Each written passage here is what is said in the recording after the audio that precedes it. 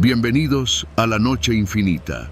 Antes de comenzar, cuéntanos en los comentarios desde dónde nos escuchas y qué temáticas te gustaría que exploremos en el futuro.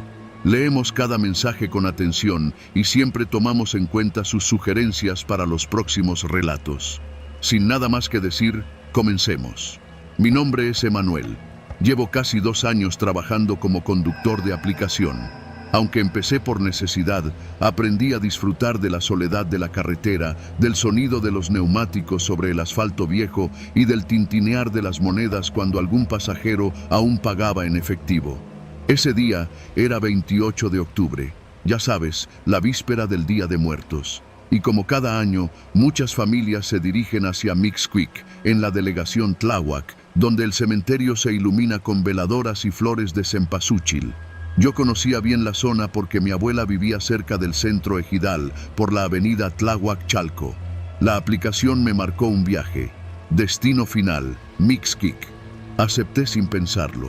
Eran casi las 9 de la noche. El tráfico ya había bajado y una parte de mí pensó que podía ganarme un buen bono con ese trayecto.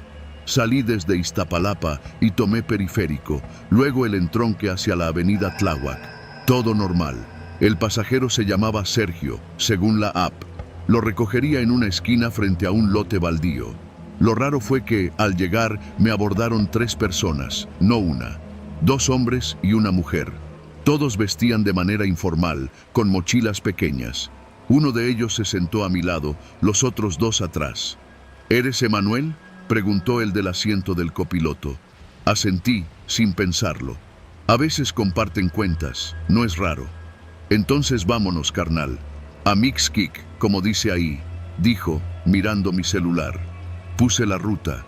Google Maps sugería pasar por la zona ejidal, una vía más rápida, aunque más solitaria. La tomé. No era la primera vez que conducía por ahí.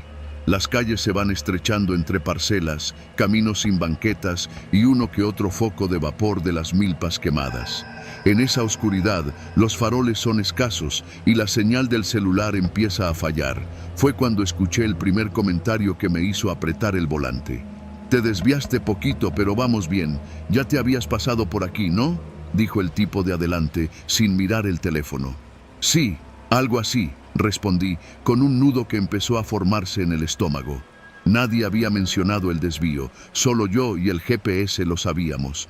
Pasaron 5 minutos más. La mujer desde atrás sacó una libreta y empezó a escribir algo. El otro hombre miraba por la ventana como si buscara un punto exacto. Aquí, ordenó de pronto, baja la velocidad. Detuve el auto en una calle de terracería. A los lados solo había monte, alambres oxidados y una caseta de concreto abandonada. Apaga el motor, dijo el copiloto. Su voz ya no era casual, sonaba seca, autoritaria. Antes de que pudiera reaccionar, el de atrás me puso algo en el cuello. Sentí la punta fría, metálica. Tranquilo, güey, no grites, solo sigue instrucciones y todo va a salir bien. No dije nada. El miedo me secó la garganta. Me bajaron del auto y con una precisión que no era improvisada, me metieron a la caseta. Estaba vacía, salvo por un par de bultos viejos y bolsas de cal. Allí me amarraron de pies y manos con cinchos de plástico. Uno de ellos sacó mi cartera, mi celular y lo conectó a una batería externa. ¿Tienes otra cuenta de banco aparte de la que tienes en Banorte?, preguntó la mujer sin levantar la voz. ¿Cómo sabes eso?, alcancé a decir. Ella solo me mostró la pantalla. Era mi historial de transferencias. Hasta los depósitos que hacía a mi mamá estaban ahí. Te venimos monitoreando desde hace una semana, Emanuel. Sabemos que cada que vienes por esta zona aceptas mínimo 2 viajes. Sabemos que no tienes hijos, que rentas el coche y que tu clave de seguridad termina en 48. Me flaquearon las piernas. Te lo vamos a pedir una vez. Necesitamos acceso a tus cuentas, la principal y esa otra que abriste hace 3 meses para meter tus propinas.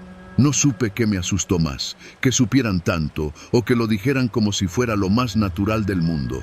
Intenté negociar. Les dije que podían llevarse el coche, la cuenta, lo que quisieran, pero que no me hicieran daño. El que había estado callado me soltó un golpe seco en el estómago. No fue brutal, pero sí claro. Esto no era una broma. Aquí no se trata de que te hagamos daño, sino de cuánto tiempo quieres estar aquí. Porque si cooperas, en media hora estás de regreso en tu coche, sin un rasguño. No tenía opción. Me pidieron que desbloqueara mi celular. Entraron a la app del banco, le tomaron fotos a mis tarjetas, luego me dictaron números que yo mismo tuve que marcar. Me hicieron pasar transferencias pequeñas para verificar los límites. Luego las grandes. Sabían exactamente a quién transfería, qué montos manejaba, hasta los días en que más ganaba. Uno de ellos salió a hacer una llamada. Cuando regresó, se inclinó hacia mí. ¿Te acuerdas de Arturo, el del otro Uber que vive en San Lorenzo? El que te prestó un carro hace meses. También cooperó, pero fue necio. Ya no trabaja, digamos. No supe qué quiso decir con ya no trabaja, y preferí no preguntar. Estuvimos allí una hora más. Me revisaron el celular completo, las apps, mis contactos, mi galería. No buscaban fotos, buscaban datos, conexiones, patrones. Y lo más aterrador era que, entre ellos, hablaban de otros conductores. Mencionaban rutas, zonas, nombres. Esto no era improvisado, era una red. Ya está. Borra los mensajes, formatea el teléfono, ordenó la mujer. Vamos a dejarte ir. Pensé que me matarían allí mismo, pero no. Me subieron al coche, todavía aturdido, y me dejaron sobre una avenida oscura, no muy lejos de Santa Catarina y Ecahuizotl. Me dieron el teléfono de regreso, ahora vacío. Solo tenía una app abierta, la de la empresa. Hoy no trabajes más, ni mañana. Quédate en casa, descansa, dijo el que iba adelante, con una sonrisa extrañamente amable. Y se fueron. Esa noche no dormí. Al día siguiente, bloqueé mis cuentas, cambié mis datos, borré toda información sensible. Fui a un módulo del Ministerio Público en Tláhuac, pero no pude decirles nada. ¿Cómo explicarles que me atacaron personas que sabían cada detalle de mi vida, que me habían estado siguiendo sin que yo me diera cuenta? Ahora manejo en otras zonas, uso otro número, y no acepto viajes rumbo a Mixquic, no me atrevo. Pero cada que pasa un coche frente a mi casa a baja velocidad, me asomo por la ventana. Y aunque no hay nadie, sé que están ahí, mirándome, como lo han hecho desde mucho antes de que yo los notara.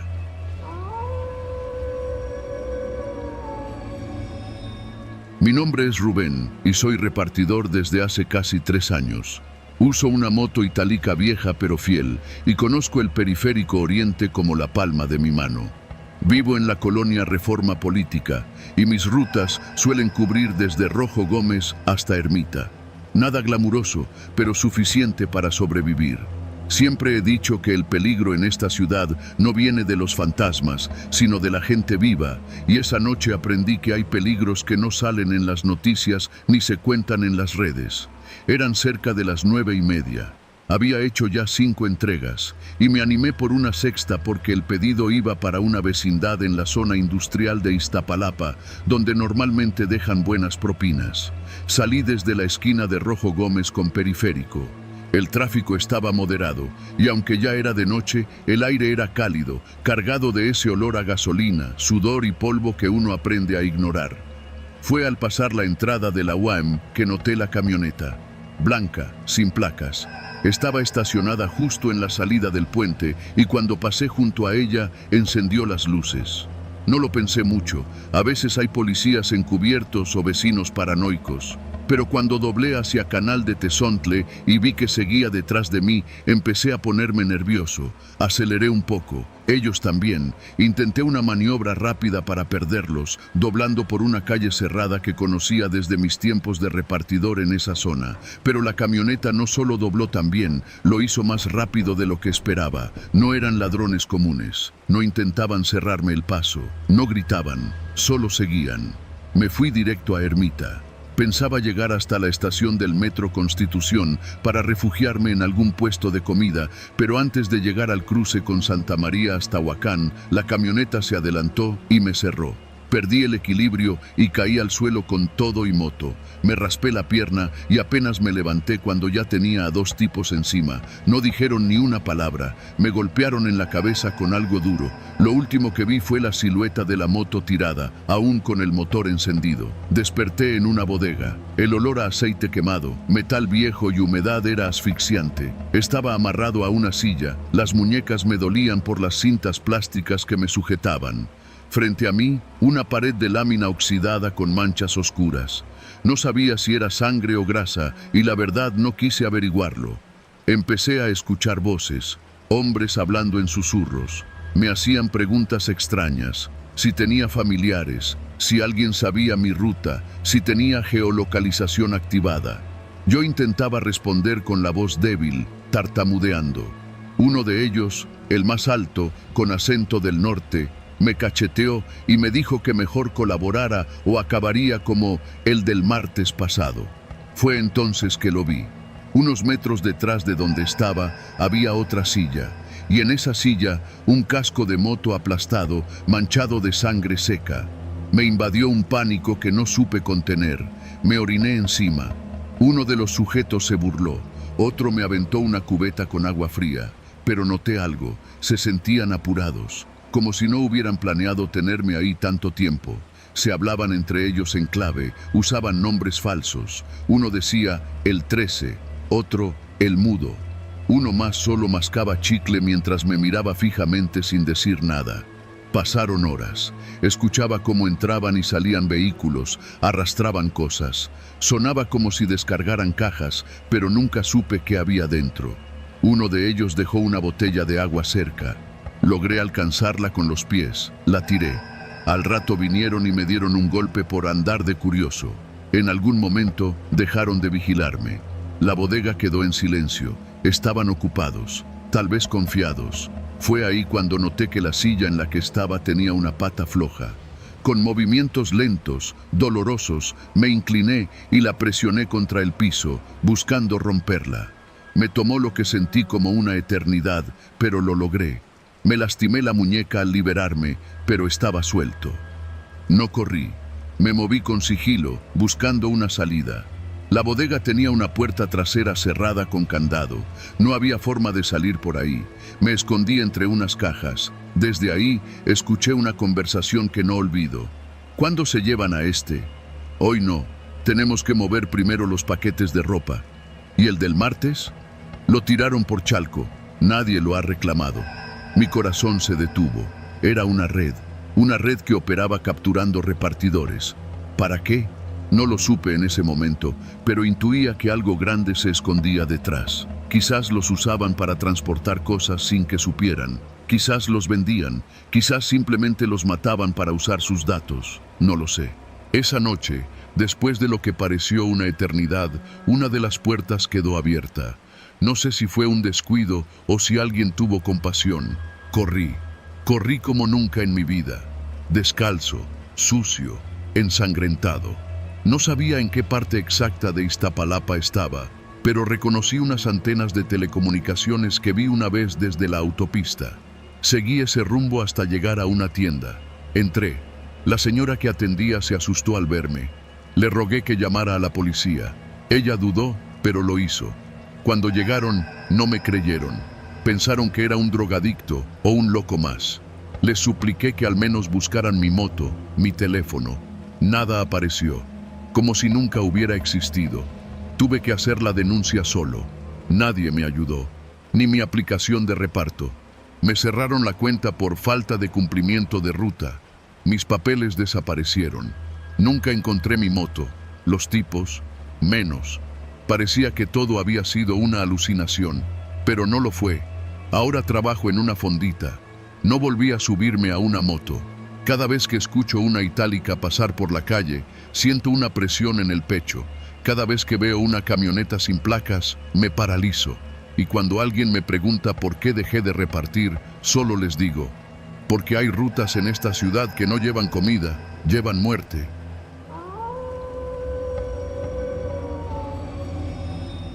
Me llamo Valentín. Tengo 43 años y desde que tenía 18 he vivido sobre ruedas. Soy trailero, conozco cada curva del sur de la ciudad como la palma de mi mano. Siempre preferí las rutas que pasan por Xochimilco hacia el estado de Morelos. Menos tráfico, paisajes más tranquilos. O al menos eso creía hasta aquella madrugada. Ese lunes salí desde la central de abastos de Iztapalapa con un cargamento de electrónicos para una tienda departamental en Cuautla. Un viaje corto, ida y vuelta en el mismo día. Pero hubo un retraso con la carga y terminé saliendo pasadas las 2 de la mañana. A esa hora, la carretera Xochimilco-Huaxtepec parece dormida. Solo los perros flacos y las luces temblorosas acompañan a los que cruzamos por ahí. Pasando San Gregorio a Tlapulco, justo donde la carretera se afina como serpiente y las casas se vuelven parcelas solitarias, vi las luces de una patrulla. Estaba estacionada en un pequeño acotamiento, con la torreta girando en silencio. Frené despacio. No soy pendejo.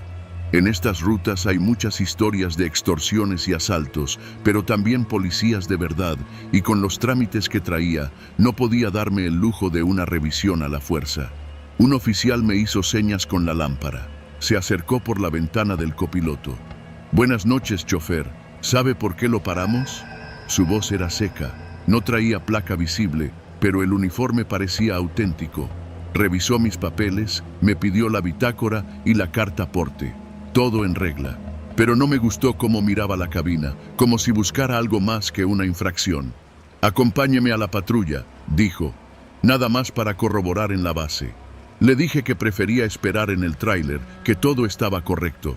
Me encañonó sin una palabra más. Cuando me bajaron, ya no había opción. Sentí la punta fría del cañón contra la espalda. En la patrulla, otro tipo con uniforme, más joven, ojos vidriosos, me esposó con movimientos nerviosos. No dijeron a dónde íbamos, solo tomaron mi teléfono, mi cartera y me cubrieron los ojos con una franela.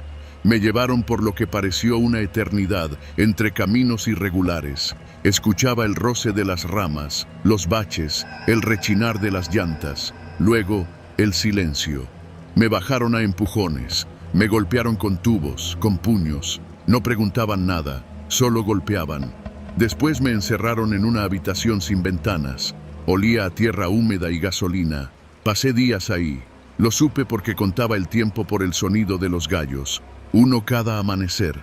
Dormía en el suelo, con una cobija pestilente. Me daban pan viejo y agua cada tanto. No hablaban entre ellos. Cuando entraban, lo hacían callados. Solo una vez escuché una conversación entre murmullos.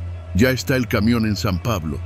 Checa la bodega de Milpa Alta». Eso me hizo entender. Estaban usando el tráiler, robaron la carga y yo era un estorbo, un testigo. El cuarto día, uno de los tipos, el joven de los ojos vidriosos, me dio una cubeta con agua para que me aseara.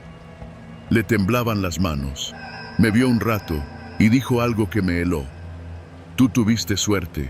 A los otros ni los bajan vivos». Esa noche me soltaron. Me subieron a una camioneta, sin decir palabra. Manejaron por horas. Me dejaron abandonado en una zanja, entre maizales, cerca de Jojutla. Me quitaron la franela de los ojos antes de irse. Nunca olvidaré su cara. El más viejo me miró fijo y dijo: «Si abres la boca, no encontramos a tu familia. Ya sabemos dónde vives». Tardé 1 hora en llegar al pueblo más cercano. Caminé descalzo. La sangre seca en mis piernas era lo único que me hacía sentir el cuerpo. Nadie me ayudaba. Me veían como un loco, un vagabundo. Cuando finalmente di parte a la policía, me dijeron que sin pruebas, sin placas, sin grabaciones, era difícil. Que esas cosas pasan, sobre todo en esa zona. Que mejor no me metiera en problemas. Semanas después, un amigo de confianza que trabaja en aduanas me dijo que un cargamento idéntico al mío apareció registrado con sellos falsos en una bodega en Chalco. Supo que algunos traileros están coludidos con bandas delictivas. A veces ellos mismos venden las rutas, pero nadie quiere denunciar.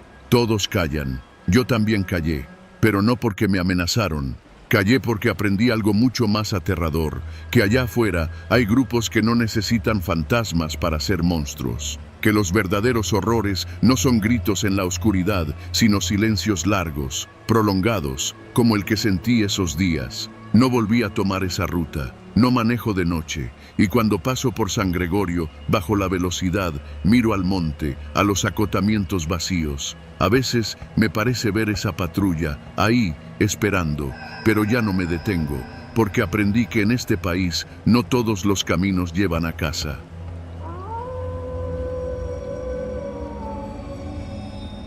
Mi nombre es Tomás, y llevo conduciendo para Uber poco más de 3 años.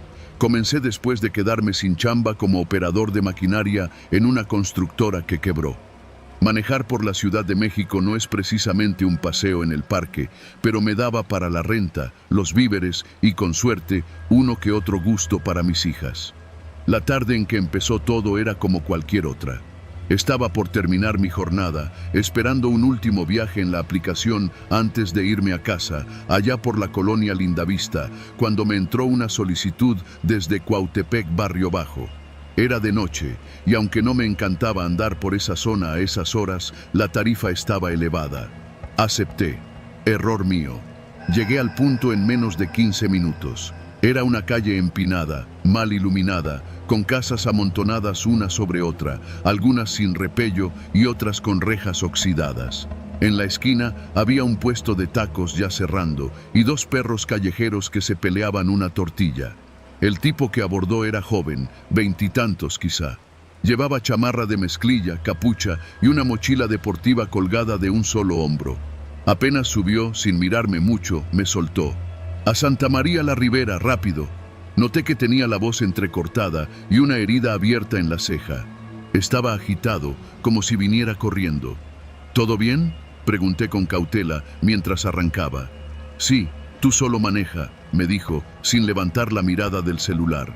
5 minutos después, justo al pasar frente a un lote baldío en la subida de Cuautepec, escuchamos lo que pensé que eran cohetes.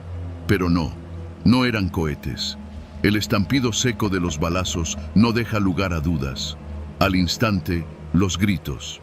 Unos chavos corrieron calle abajo y detrás de ellos, un Tsuru sin placas los perseguía. Uno de los pasajeros del Tsuru sacó medio cuerpo por la ventana con un arma larga y siguió disparando. Mi pasajero se tiró al piso del asiento trasero. «Acelera, güey, dale derecho, vámonos de aquí». Pisé el acelerador con toda mi fuerza. Sentí cómo el volante vibraba mientras descendíamos a toda velocidad por la pendiente. Atrás, el Tsuru se desvió en otra calle, pero yo ya tenía los nervios al tope. «¿Qué fue eso?», grité, mientras él seguía agachado. «Nada, tú solo sigue, no voltees». «No me chingues, no fue nada». «¿Quién eres tú?». Silencio. Luego un susurro. «Si te detienes, nos matan a los dos». Sentí que se me aflojaba todo por dentro. El tipo me empezó a dar indicaciones precisas, como si conociera cada callejón y atajo de la ciudad. Cruzamos por La Pastora, nos metimos por la zona de Ticomán, rodeamos Lindavista y nos fuimos hasta la calzada Vallejo. En cada semáforo me decía: «No pares, cruza, si viene tránsito, esquívalo». Yo no quería ser parte de eso, pero tampoco quería morir. Así que hice lo que me pedía. La paranoia me tenía al borde del colapso. Mi mente iba a 1000 por hora, repasando cada decisión de esa noche. Si no hubiera aceptado ese viaje, después de casi media hora dando vueltas, me ordenó que bajara por Buenavista hacia el centro. Dijo que lo dejara frente a una plaza abandonada, cerca de San Cosme. Pero cuando estábamos por llegar, vio algo en el retrovisor y gritó: «No, cámbiate al eje 1, vámonos por Doctores». «¿Estás enfermo? Yo no voy a cruzar toda la ciudad contigo escondiéndote. Cállate y maneja». Sacó de su mochila una pistola pequeña y la puso en su regazo. No me apuntó directamente, pero con verla fue suficiente. Me callé. Tragué saliva y giré hacia el eje 1 norte, directo a la zona de Tepito.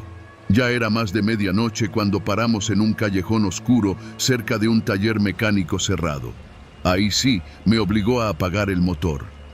«Vamos a esperar unos minutos», me dijo. Ya no sonaba alterado. De hecho, sonaba resignado. Yo apenas podía mantener las manos quietas sobre el volante. Me dolían los nudillos de tanto apretar. ¿Quién te persigue? No soy el objetivo, dijo, mirando por la ventana. Soy el reemplazo. ¿Reemplazo de qué? No respondió. Pasaron 20 minutos. Solo los perros ladraban a lo lejos y el zumbido de los postes eléctricos llenaba el silencio. Luego, sin más, me pidió que arrancara. Me dio una nueva dirección. Aragón, cerca del bosque de San Juan de Aragón. Llegamos a una unidad habitacional.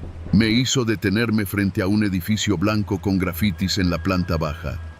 Me vas a esperar aquí 10 minutos. Si no salgo, te vas. Pero si salgo, nos vamos a la central de abasto. ¿Y si no quiero? Entonces te espero en tu casa más tarde. Se bajó. Caminó hacia el edificio con paso firme. Yo me quedé, el motor encendido y la mirada fija en el retrovisor. Quería irme, lo juro, pero no podía. Era como si me hubiera convertido en parte de su historia sin querer. Pasaron 8 minutos, luego 10. Estaba por arrancar cuando lo vi salir corriendo, con sangre en la camisa, sin mochila. Se subió jadeando. ¡Arranca! ¡A la central! Y yo lo hice. Lo llevé hasta la zona de Iztapalapa. Cruzamos por Oceanía, luego Ermita, y bajamos hasta llegar a la central de abasto. Me pidió que entrara por el área de frutas, donde aún había movimiento de cargadores. Me dijo que me estacionara en una esquina. ¿Aquí termina?, pregunté, esperando que se bajara y me dejara en paz. Me miró. Por primera vez me vio de verdad. Gracias, Tomás. Si no fuera por ti, estaría muerto. Abrió la puerta y se bajó. Caminó hacia una bodega donde otros hombres lo esperaban. Me quedé en el coche, temblando. Esa noche no regresé a casa. Dormí en el coche, en una gasolinera. No podía manejar, no podía ni pensar. No volví a aceptar viajes en Cuautepec, ni en la noche, ni con pasajeros sin foto. Desde entonces, conduzco solo de día. Nunca volví a verlo, pero cada que pasa una patrulla o escucho un disparo en la lejanía, me acuerdo de esa noche y de que estuve a un segundo de morir por aceptar un viaje más.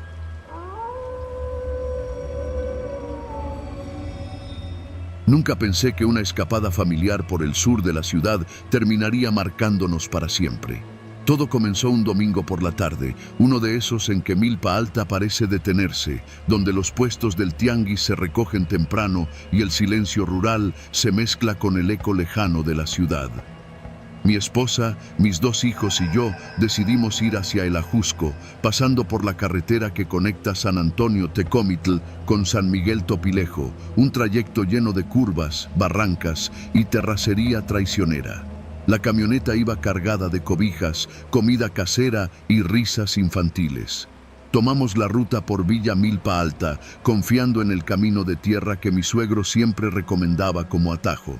Pero conforme avanzábamos, el ambiente cambió. Pasamos un tramo donde los árboles cubrían el cielo y la señal del celular desapareció. Fue entonces cuando apareció. Una camioneta blanca, polarizada, bloqueando el paso. No llevaba placas visibles. Pensé que tal vez era alguien varado, pero cuando me bajé para preguntar, un hombre encapuchado se acercó sin decir palabra, levantando el brazo en señal de alto. De la parte trasera bajaron 3 más, todos armados, no pistolas, sino palos, tubos, uno incluso con lo que parecía una barra metálica de construcción. Me ordenaron que regresara a la camioneta y apagara el motor. Hice lo que me dijeron. Mi esposa temblaba. Los niños, en silencio absoluto, sabían que algo iba muy mal. Nos gritaron que bajáramos. Obedecimos. «Desnúdense», dijo uno, sin emoción alguna. Creí haber entendido mal, pero repitió la orden. Nos despojaron de todo, ropa, teléfonos, hasta los zapatos. Uno de ellos sacó un celular y comenzó a grabar. Me obligaron a mirar a la cámara, a decir mi nombre, mi dirección, mi trabajo. A mi esposa la obligaron a hacer lo mismo, entre lágrimas y súplicas. A mis hijos, de apenas 8 y 10 años, los dejaron taparse con unas cobijas que arrojaron al suelo, como si eso los protegiera de la humillación. Nos grabaron durante minutos que parecieron eternos. No hubo golpes, no hubo insultos, solo esa violencia silenciosa, planeada, que calaba más que cualquier golpe. Cuando terminaron, uno de ellos se nos acercó y habló al oído. Si hacen algo, si lo denuncian, esto se va directo al internet. Nos dejaron ir. Subimos a la camioneta, aún temblando, sin ropa, sin palabras. Manejé de regreso sin mirar atrás, con el cuerpo helado pese al calor de la tarde.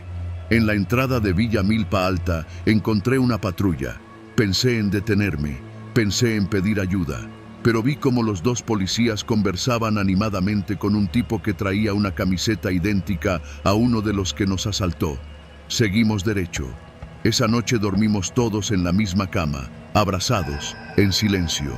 No hablamos del tema durante días, hasta que llegó el mensaje. Una cuenta sin nombre nos mandó un fragmento del video. Seguía con una frase: ya saben que sigue si hacen pendejadas. Desde entonces, pagamos, cada mes.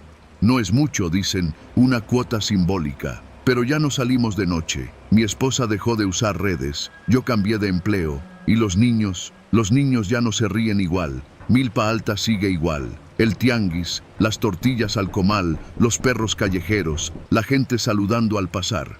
Pero en esas montañas, entre las veredas que conectan al Ajusco, hay algo más.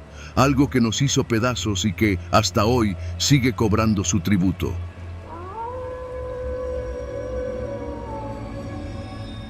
Era sábado por la noche, pasaban de las 11:30 y ya habíamos terminado de cenar en el Los Danzantes, en pleno corazón de Coyoacán. Habíamos dejado el coche en una callecita cerca del centro, sobre Fernández Leal, y nos dirigíamos de regreso. Era nuestra rutina, una salida tranquila, sin prisas, sin niños, solo nosotros. Diana y yo llevábamos años juntos, y aunque ya no era la pasión de antes, había algo reconfortante en nuestra costumbre. Esa noche decidimos tomar una ruta diferente para regresar a casa, rumbo a Tlalpan, bordeando por las avenidas del sur que cruzan a Huipulco. El tráfico era casi inexistente. Tomamos División del Norte, luego a Coxpa, y de ahí enfilamos por una avenida secundaria menos transitada que conecta con Calzada de Tlalpan. Recuerdo que pasamos junto a una gasolinera cerrada y un lote baldío. El ambiente se volvió extraño, como si de pronto hubiéramos salido de la ciudad, aunque seguíamos dentro. Fue en ese tramo que un auto negro, de esos compactos con vidrios polarizados, comenzó a seguirnos. No lo notamos al principio, hasta que giramos hacia una calle lateral y el coche hizo lo mismo. Pensé que podía ser casualidad, pero al intentar despistar tomando un retorno, ahí seguía. Siempre a unos metros, sin acelerar, sin rebasar, solo detrás. Diana se dio cuenta también, me miró sin decir nada, pero su expresión lo dijo todo. Tensión, desconfianza, inquietud. ¿Por qué no tomamos por Calzada de Tlalpan directo?, preguntó finalmente. No quise meterme en tráfico, ya ves que hay obras, pero si quieres nos vamos por Insurgentes. Intenté sonar relajado, pero ya me había invadido la incomodidad. El auto negro seguía ahí, como un perro que no se despega. Decidí probar algo.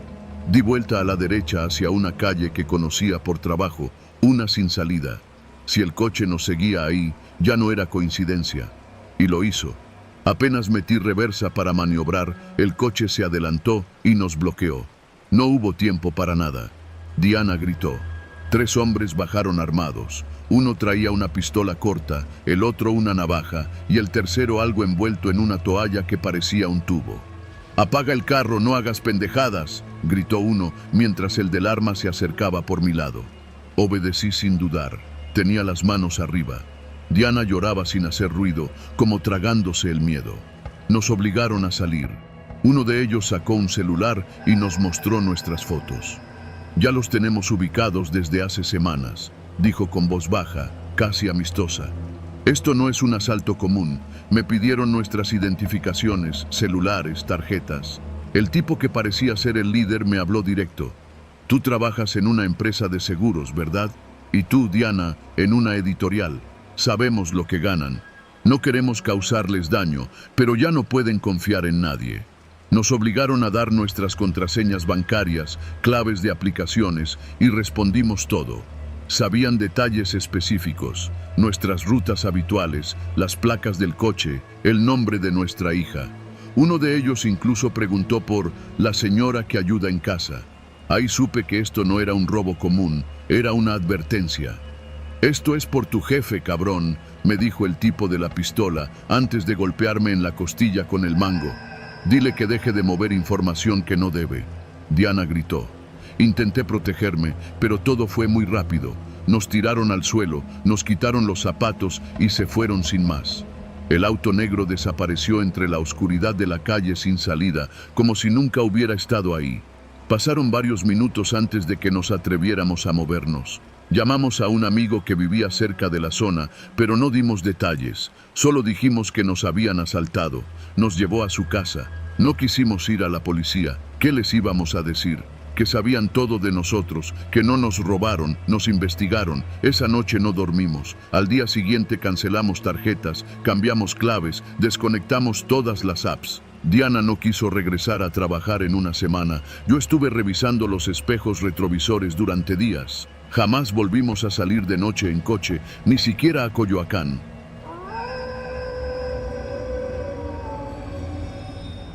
Yo me llamo Martín. Llevo más de 15 años trabajando como taxista en la Ciudad de México. He visto de todo en estas calles, desde peleas borrachas a plena luz del día hasta gente que sube con cuchillos en la bolsa por si las dudas. Pero nada de eso me preparó para lo que viví aquel jueves maldito, uno que empezó como cualquier otro. Ese día me tocó ruta por Iztacalco. Eran casi las 10 de la noche y me encontraba dando vueltas por Viaducto, justo donde empieza a mezclarse con Río Churubusco. El tráfico, como siempre, era una locura, pero la aplicación marcaba alta demanda, así que decidí aguantar un poco más antes de irme a casa. Me detuve cerca del metro Coyuya, esperando que alguien saliera, y ahí fue donde los vi. Eran dos tipos. Uno alto, flaco, con chamarra negra de esas que parecen impermeables, y el otro más bajo, moreno, con la mirada siempre inquieta.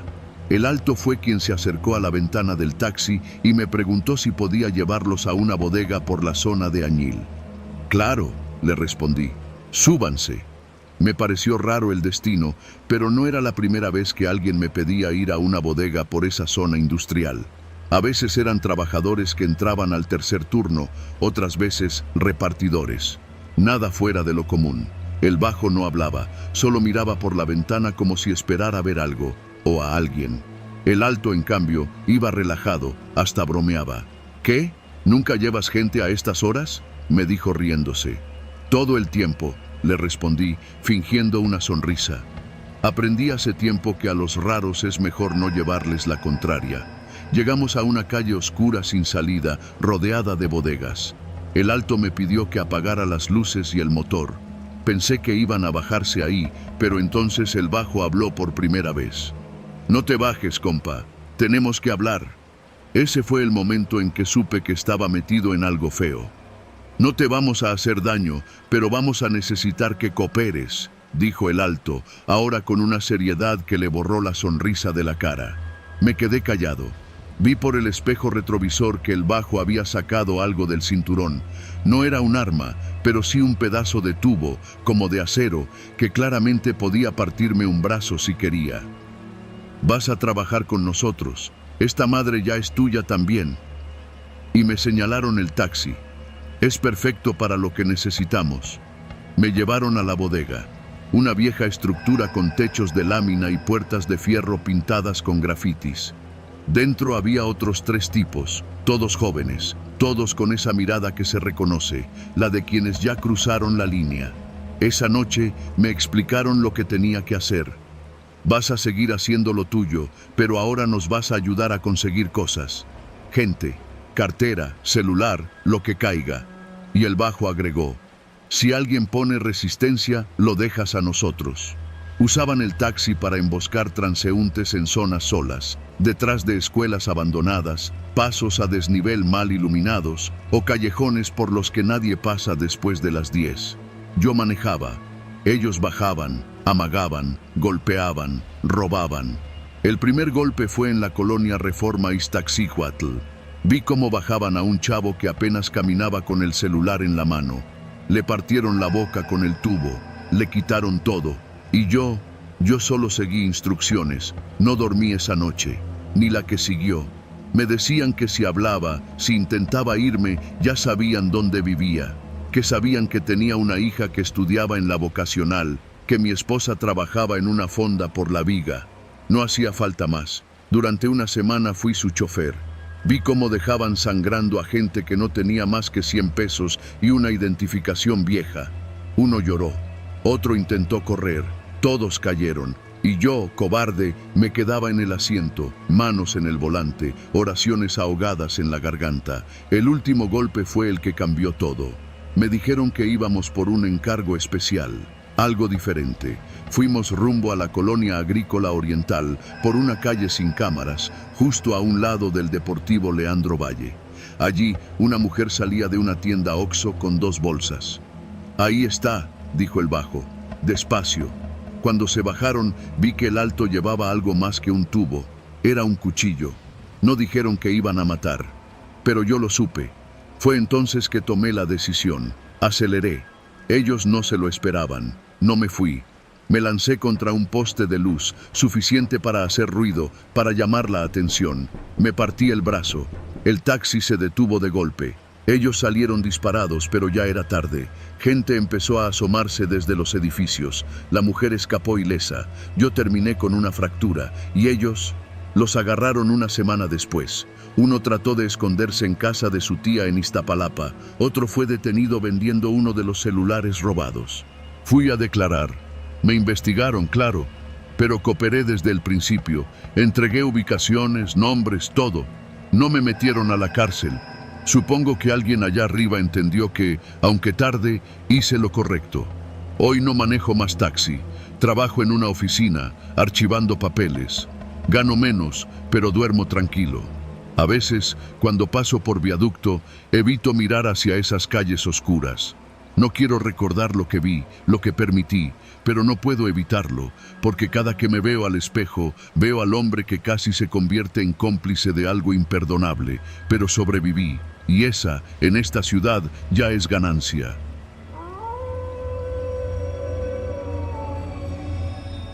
Mi nombre es Francisco. Llevo más de 15 años manejando tráiler en rutas de carga dentro del Estado de México y la ciudad. Siempre he sido precavido, cuidadoso con el GPS y más aún desde que los asaltos se volvieron pan de cada día. Aún así, nunca imaginé que la noche del 15 de marzo cambiaría mi vida. Había salido de la central de abasto de Iztapalapa poco antes de las 9 de la noche, con destino a un pequeño almacén cerca del Aeropuerto Internacional de la Ciudad de México. Era una entrega sencilla, cajas de electrónicos de medio valor, nada del otro mundo. El GPS me indicaba que en 35 minutos estaría en mi destino. Tomé viaducto y luego circuito interior. Era una ruta conocida. El tráfico a esa hora era ligero, pero algo me extrañó. A mitad del trayecto, el GPS empezó a recalcular. Ruta alternativa encontrada. Ahorro de 8 minutos. Miré el mapa y me dirigía a través de calles que bordeaban la colonia Aviación Civil. Lo consideré lógico. A veces las vías principales se llenan por alguna manifestación o accidente. Acepté la nueva ruta. Giré hacia calle Economía, una vialidad que conozco, pero el sistema me indicó que tomara una lateral que nunca había usado. A esas horas todo estaba oscuro, casi sin alumbrado público. Las calles eran angostas, apenas cabía el tráiler. Me inquieté, pero confiaba en la aplicación. Me hizo cruzar por calles que se volvían cada vez más solitarias, algunas sin nombre visible. Pasé frente a una barda con grafitis viejos, vi un par de autos chatarra abandonados. Aún así, seguí, hasta que el GPS dijo, ha llegado a su destino. Me detuve frente a una bodega sin letreros, sin iluminación. Nada coincidía con la dirección de entrega. Me quedé inmóvil unos segundos, revisando la orden en mi celular. El nombre del almacén era Tercer Eje Distribución S.A. y debía estar en calle Talleres Gráficos, a 2 cuadras de donde supuestamente me encontraba. Abrí el mapa y supe que algo andaba mal. No solo no estaba en Talleres Gráficos, sino que ni siquiera estaba cerca. El sistema me había metido más profundo en aviación civil, por calles como electromecánica y energía nuclear. Ahí, donde pocas veces pasa una patrulla. Puse reversa para intentar salir. Fue entonces cuando vi por el retrovisor una moto que se aproximaba con las luces apagadas. Luego otra. En cuestión de segundos, 5 motos rodearon el tráiler. Todos los tipos llevaban cascos oscuros. Uno de ellos se paró justo frente al vehículo. Golpeó el cofre con una palanca metálica. «¡Bájate, carnal!», gritó. Fue como si me reventaran los tímpanos. El miedo me paralizó. Pensé en arrancar, en echar la marcha atrás, pero uno de ellos ya estaba en la puerta del copiloto golpeando el vidrio. Sacó algo del pantalón. Era una pistola. «¡No la hagas de pedo! ¡Abre, perro!», gritó. Mis manos temblaban. Había visto historias similares en grupos de choferes. Algunos terminaban baleados por resistirse, otros desaparecían por días. Abrí la puerta con las manos alzadas. Me sacaron del camión entre insultos y empujones. Uno de ellos tenía acento chilango fuerte.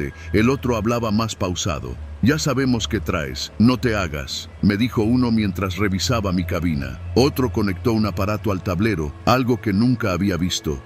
«Ya está clonado el sistema, este güey ya no nos va a decir pa' dónde», comentó. Entonces entendí. No fue un error del GPS, lo habían manipulado. Alguien alteró la ruta a propósito. Seguramente interceptaron mi localización desde el inicio. Me sentí como un novato. Me obligaron a caminar con ellos por una calle sin salida. Me empujaban, se reían. Me decían que no me pasaría nada si cooperaba. Llegamos a una casa con portón metálico, de esos que parecen abandonados. Me metieron a la fuerza. No olía a humedad ni a encierro. Olía a gasolina y tierra. En el piso había tarimas vacías, cajas desechadas. Era claro que usaban ese lugar para esconder mercancía robada. Me amarraron a una silla con cinta industrial. Uno de ellos me vigilaba mientras los demás hablaban por radio. «Ya llegó el otro camión, el de la central de Toluca», dijo uno. Se estaban coordinando. No era algo improvisado, era una operación completa. Estuve ahí más de 2 horas. No me golpearon, pero cada vez que escuchaba pasos, pensaba que sería el final. Uno de ellos me ofreció agua. Lo rechacé. Tenía miedo de que me durmieran. Me mantuve despierto como pude. Escuchaba cómo organizaban las cajas en camionetas. Mencionaban marcas, modelos, series. Todo era selectivo. Sabían lo que buscaban. Alrededor de la 1 de la mañana, alguien llegó gritando: «Se armó la bronca, los tiras agarraron al Dani en Zaragoza». En ese momento, todo se volvió caos. Uno de ellos me miró y dijo: «Este güey no ha visto nada, déjalo por ahí y vámonos». Me arrastraron hasta una barda baja, me dejaron ahí, con las manos atadas. Escuché cómo salían a toda prisa, motores encendiéndose, puertas cerrándose. Uno se quedó unos segundos más. Se me acercó y dijo: «No abras el hocico, carnal, hoy tuviste suerte». Tardé 15 minutos en desatarme. Mis dedos estaban adormecidos. Caminé por las calles en silencio, evitando a toda persona. Finalmente llegué a un Oxxo en la avenida Fuerza Aérea. Desde ahí llamé a la policía. No sabía qué decir. Solo dije que me habían robado, que necesitaba ayuda. Llegaron 40 minutos después. Me llevaron a declarar. Nunca recuperé la carga. La empresa me suspendió mientras investigaban. Días después me llamaron y me dijeron que no era el único. Otros 2 choferes habían sido redirigidos a puntos similares por sus GPS. Alguien estaba hackeando los sistemas de navegación. Desde esa noche, desconfío de toda ruta alternativa. Si no conozco el camino, no voy. Si algo no se siente bien, doy vuelta en U. Nunca más me metí en calles solitarias por una aplicación. Venustiano Carranza no volvió a ser la misma para mí. Cada vez que paso cerca del aeropuerto, veo esas calles en el horizonte, como cicatrices de una noche que pudo terminar peor. Pero aquí estoy, vivo, porque esa noche no corrí, no enfrenté, solo esperé. Y a veces, eso es lo único que se puede hacer.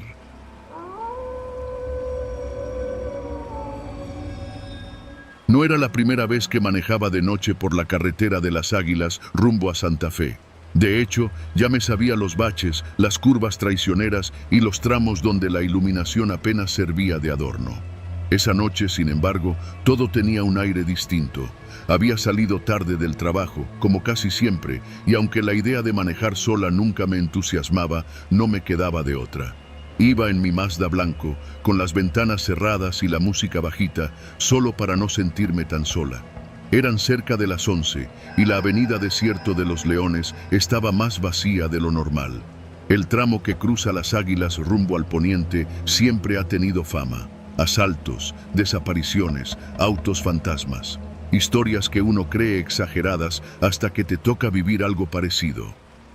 A la altura del cruce con Calzada de las Águilas, noté las luces de una patrulla detrás de mí. Pensé que iba a rebasarme, pero en lugar de eso, se mantuvo justo a mi espalda. Era una camioneta blanca con luces azules y rojas, sin logos visibles. Me incomodó, pero no me detuve. Aceleré un poco. Ellos también.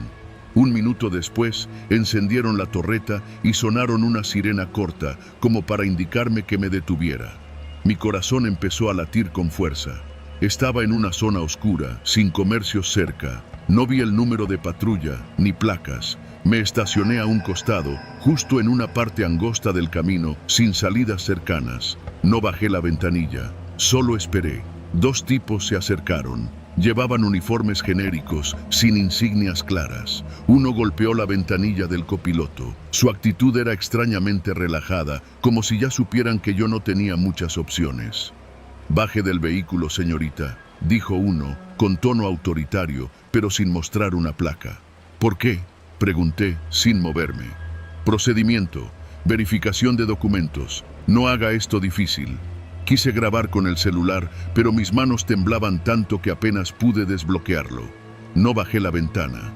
El tipo del lado derecho comenzó a forcejear con la manija. El otro sacó algo del cinturón, parecía un tubo metálico. Fue entonces cuando mi instinto gritó más fuerte que mi miedo.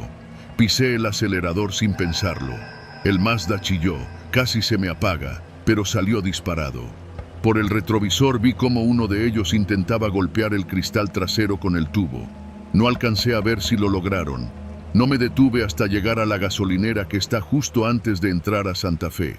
Me bajé temblando, pedí ayuda a uno de los empleados. Me dejó quedarme en la tiendita mientras llamaba a mi papá. Nunca vi otra patrulla pasar, tampoco llegaron a buscarme. Pensé en denunciarlo, pero ¿qué iba a decir? ¿Que unos tipos sin identificación intentaron bajarme del coche en medio de la nada? Nadie lo creería. En la delegación me mirarían con cara de «¿Y tú qué hacías manejando sola a esa hora?». Pasaron 5 días. Un viernes por la mañana recibí un sobre del gobierno de la ciudad. Era una notificación de infracción. Lo abrí con fastidio, pensando que sería alguna multa por exceso de velocidad. Pero no. El documento decía que había sido sancionada por no atender una señal de alto de Unidad de Seguridad Pública en funciones a las 11:12 de la noche en Desierto de los Leones, cruce con Calzada de las Águilas. Me paralicé. El número de la supuesta patrulla estaba anotado. Decía Unidad 15432, Policía de Proximidad. Revisé el sitio de tránsito. No había ninguna patrulla activa con ese número. La fotografía de la infracción era borrosa, pero se alcanzaba a ver la parte trasera de mi Mazda con el reflejo de luces azules. Ninguna cámara de seguridad de la ciudad debería haber captado eso. Ese tramo no tiene cobertura. No dormí esa noche, ni la siguiente. El sábado salí a revisar el coche. Tenía un rayón largo en la parte trasera, justo donde uno de los hombres había golpeado. No lo había notado antes. Me senté en la banqueta, frente al coche, y empecé a llorar. No solo por el susto, sino por la certeza de que alguien me había seguido hasta mi casa. Porque esa multa, esa información no era pública.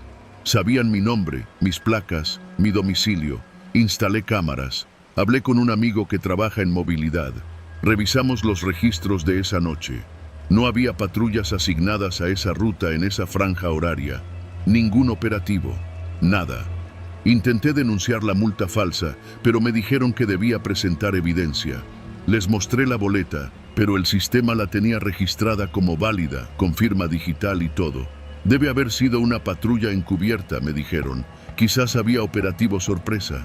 No volví a tomar esa ruta de noche. Cambié mis horarios. A veces tengo la sensación de que el mismo coche me sigue por las mañanas, manteniendo la distancia. Una camioneta blanca sin placas visibles, con vidrios polarizados. No me bajé aquella noche y gracias a eso estoy viva.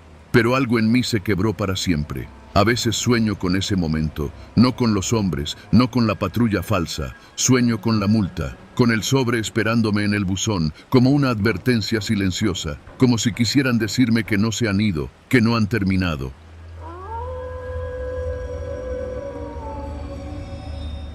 Siempre he sido de los que encuentran paz en el dolor, de los que pedalean cuesta arriba como si cada kilómetro fuera una penitencia merecida.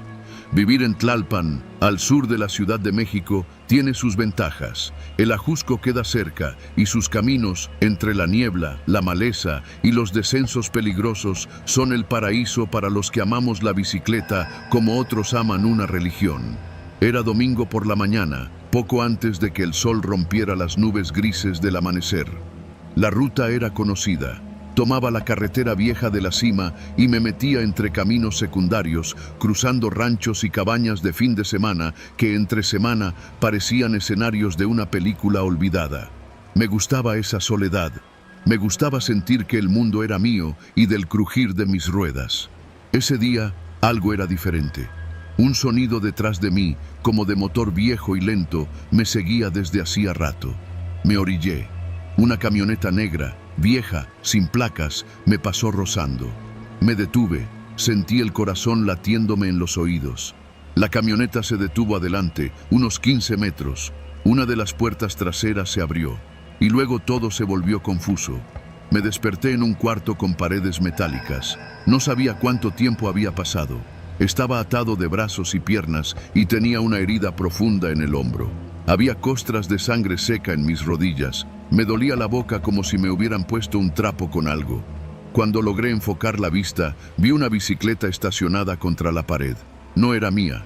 Y eso fue lo que más me asustó, no reconocer nada de lo que me rodeaba. Pasaron días, o eso creo. Me alimentaban una vez al día y había más tipos en ese lugar. Flacos, heridos, ciclistas como yo. Algunos estaban peor. Uno, de acento norteño, me dijo que llevaba 1 semana y media ahí. Otro, con las costillas marcadas bajo una camiseta rota, me susurró que había sido campeón de ruta en Querétaro. Me enteré de todo a pedazos. No sabíamos dónde estábamos exactamente, pero por el clima, la altitud y el ruido de fondo, autos en ráfagas, motos de pista, dedujimos que estábamos cerca de alguna pista clandestina en los alrededores del Ajusco. Nos usaban, eso fue lo que dijeron. Nos metían en carreras organizadas por tipos ricos que apostaban como si fueran gallos de pelea. Solo que aquí, los gallos éramos nosotros. No era un juego, no era un deporte. Era una trampa mortal. Las rutas eran preparadas para provocar accidentes, curvas mal marcadas, obstáculos puestos a propósito, perros entrenados para perseguirnos y motos que nos rebasaban con centímetros de margen. Y cada corredor tenía dueño. Apostadores que nos veían desde puntos de control, gritando eufóricos cuando uno caía. Cuando me tocó, casi no podía caminar. Me pusieron una bicicleta demasiado grande. Me dieron pastillas, dijeron que era para aguantar. Me pusieron un número en el pecho, pegado con cinta industrial. Sentí que no era una carrera, era una ejecución disfrazada de adrenalina. La ruta era un circuito en medio del bosque, terreno mixto, grava, lodo, asfalto roto. Eran 8 ciclistas, 2 nunca llegaron a la meta. A uno lo vimos caer en una zanja profunda. Al otro lo atropelló una de las motos de los comisarios. Yo sobreviví por instinto. Me tiré antes de una curva imposible y fingí una fractura. Funcionó. Me arrastré hasta unos matorrales y cuando nadie me miraba, me fui entre la maleza. Caminé horas, sangrando, sin agua, hasta que vi una torre de luz a lo lejos. Era una estación de servicio. Me desmayé a metros del lugar. Estuve hospitalizado por 2 semanas. No dije mucho, me tomaron declaración, pero hablé de un asalto, de pérdida de memoria. El médico me dijo que tenía señales de golpes antiguos y deshidratación severa. No mencioné nada sobre las apuestas ni las rutas clandestinas. ¿Quién me iba a creer? Volví a casa con la bicicleta rota y el alma en pedazos. De noche, sueño con la pista, con los gritos, con las motos, con el sonido seco de una clavícula quebrándose a mi izquierda. Nunca más volví al Ajusco. Vendo mi bici por partes. Cada tornillo que cae al suelo me recuerda que sigo vivo, pero por poco.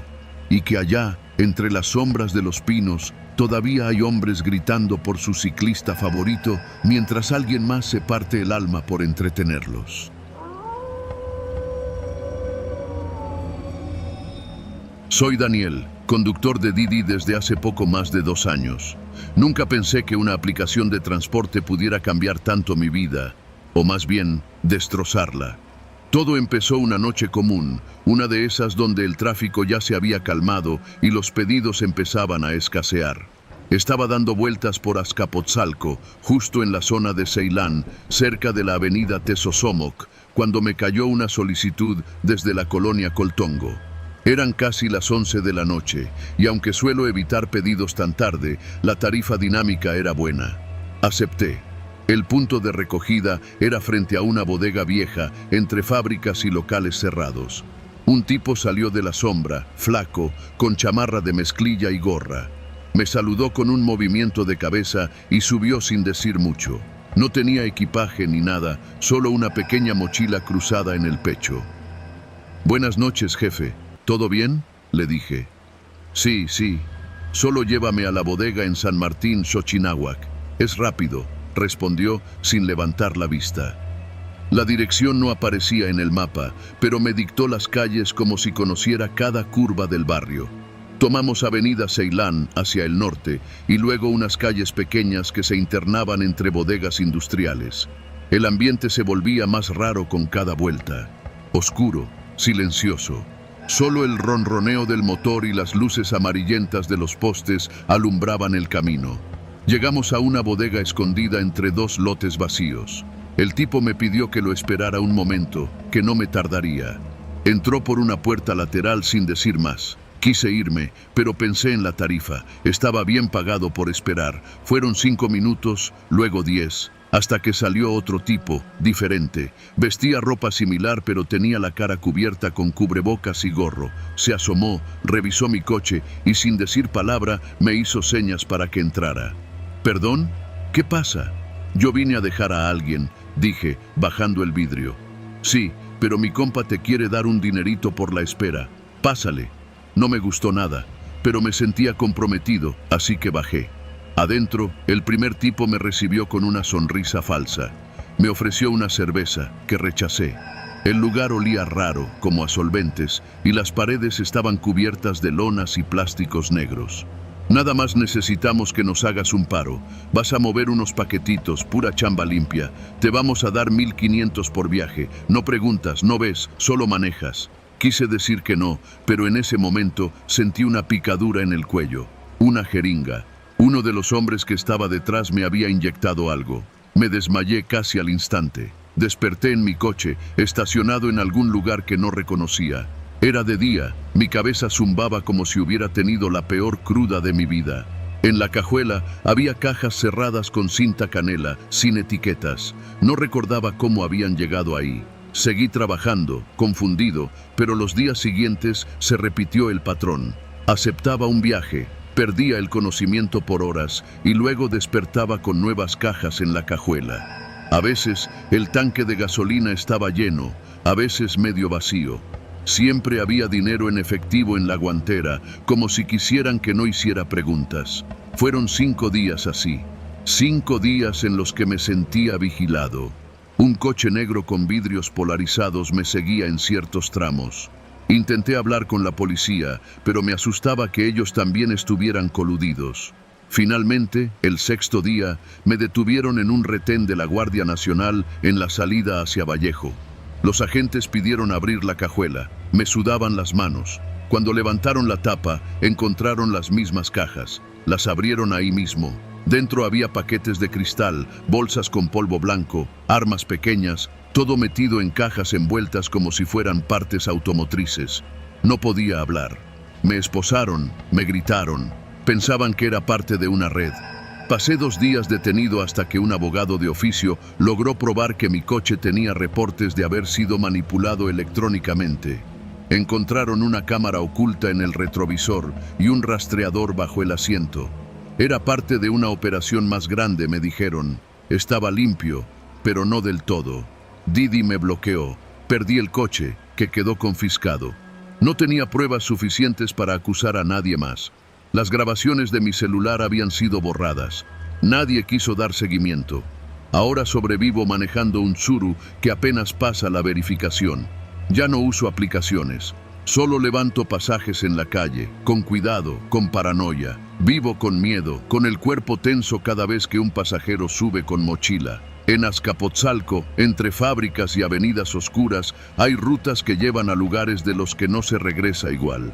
Rutas que te tragan sin que nadie se entere. Yo regresé, pero ya no soy el mismo.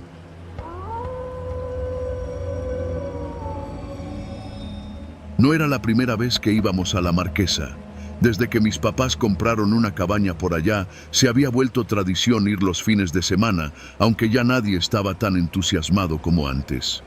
Aquella tarde de domingo, el cielo se nubló apenas cruzamos el primer retorno. Mamá venía dormida, recostada contra la ventanilla. Papá, con los ojos puestos en el camino y las manos firmes en el volante. Mi hermanito, Emiliano, jugaba con una tablet en el asiento trasero, murmurando sus diálogos de caricatura, completamente ajeno a todo. Pasamos Contadero casi sin darnos cuenta. La carretera se estrecha en esa parte, bordeada de árboles y con niebla que llega como si alguien la escupiera desde el bosque. Yo iba en el asiento del copiloto, revisando mis mensajes sin mucho interés, hasta que papá frenó de golpe. Frente a nosotros, una fila de autos detenidos. No eran muchos, quizás 5 o 6, todos esperando frente a un retén improvisado con conos naranjas, una camioneta blanca y 3 sujetos con chalecos fosforescentes. Papá bajó la ventana. «Buenas noches, oficial», dijo, con esa voz tranquila que usaba cuando no quería meterse en problemas. Uno de los hombres se acercó, con un radio en la mano y una pistola en el cinturón. Llevaba una gorra sin logotipo. «¿De dónde vienen?», preguntó, sin saludar. «De la Marquesa», respondió papá, forzando una sonrisa. «¿A dónde se dirigen?». «A casa. Vivimos en Coajimalpa». El tipo miró al interior de la camioneta. Lo sentí más como un escaneo que como una revisión. «¿Llevan algo de valor?», preguntó, y justo entonces otro de los sujetos golpeó la ventanilla trasera del lado de Emiliano. El niño se asustó y soltó la tablet. Mamá se despertó sobresaltada. «¿Qué pasa?», preguntó, intentando entender. El tercer sujeto apareció del lado del copiloto. Yo todavía tenía el teléfono en la mano y me lo arrebató sin decir una palabra. «¡Oye!», grité, pero papá me hizo una señal con los ojos, como diciendo, «No la riegues». «Bajen», ordenó el primero. No era una sugerencia, todo se volvió confusión. A papá lo hicieron pararse junto al cofre, a mí me empujaron contra la parte trasera de la camioneta. Mamá intentó preguntar qué estaba pasando, pero uno de ellos la cayó con un grito. Emiliano lloraba, y el hombre que lo vigilaba se agachó a su altura. «Tranquilo, Emiliano, no pasa nada, solo cooperen, ¿sí?». Yo me congelé. Nadie había dicho su nombre, nadie. «¿Cómo sabe cómo se llama mi hermano?», pregunté. El sujeto que lo había nombrado me miró y sonrió. Era una sonrisa sin dientes, o con los dientes tan podridos que parecían ausentes. «Sabemos muchas cosas». Vaciaron la camioneta. Se llevaron nuestras mochilas, las chamarras, los celulares. A mamá le quitaron el anillo de bodas, a papá el reloj. No eran rateros comunes. Actuaban con calma, como si tuvieran todo planeado. «Esto no es un asalto. Es una advertencia», dijo el tipo que había hablado primero. «Hay lugares a los que es mejor no regresar». Intenté memorizar sus rostros, pero todos llevaban gorras y sombras que les tapaban la cara. Solo los ojos de uno de ellos me quedaron grabados, pequeños, oscuros, como los de un cuervo. Antes de irse, se dirigieron a Emiliano de nuevo. «Pórtate bien, campeón. Nos vemos pronto». Subieron a la camioneta blanca y desaparecieron entre los árboles. La fila de coches que estaba delante había desaparecido también. No supimos si eran cómplices o víctimas anteriores. Tardamos unos segundos en reaccionar. Papá corrió hacia el volante. Mamá abrazó a Emiliano. Yo solo sentía la piel fría, como si me hubieran quitado algo que no entendía del todo. Cuando llegamos a casa, llamamos a la policía. Vinieron. Tomaron nota, dijeron que era una zona complicada, que ya habían recibido reportes. Nadie los había detenido, nadie los estaba buscando, pero lo más inquietante vino después. 2 días más tarde, en la escuela de Emiliano, una mujer se acercó a la maestra al final de clases. Dijo que venía por el niño, que su mamá había tenido un accidente. Cuando la maestra preguntó su nombre, ella respondió: Emiliano Carranza Valdés. El mismo nombre completo. Afortunadamente, la maestra sospechó y llamó a mi mamá. La mujer huyó antes de que llegara la patrulla. No dejó rastro. Desde entonces, vivimos con paranoia. Mamá cambió los horarios de Emiliano. Papá instaló cámaras y rejas nuevas. Pero yo sé que nada de eso sirve realmente. Porque no era un robo, era otra cosa. Alguien nos está observando. Alguien que ya sabía quiénes éramos antes de que saliéramos de casa esa mañana. Y todavía están allá afuera, esperando.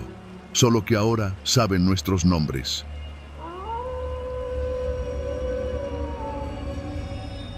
Nunca pensé que por unos cuantos pesos de gasolina y el gusto de manejar a solas, terminaría con una pistola en la cara y la vida colgando de un hilo.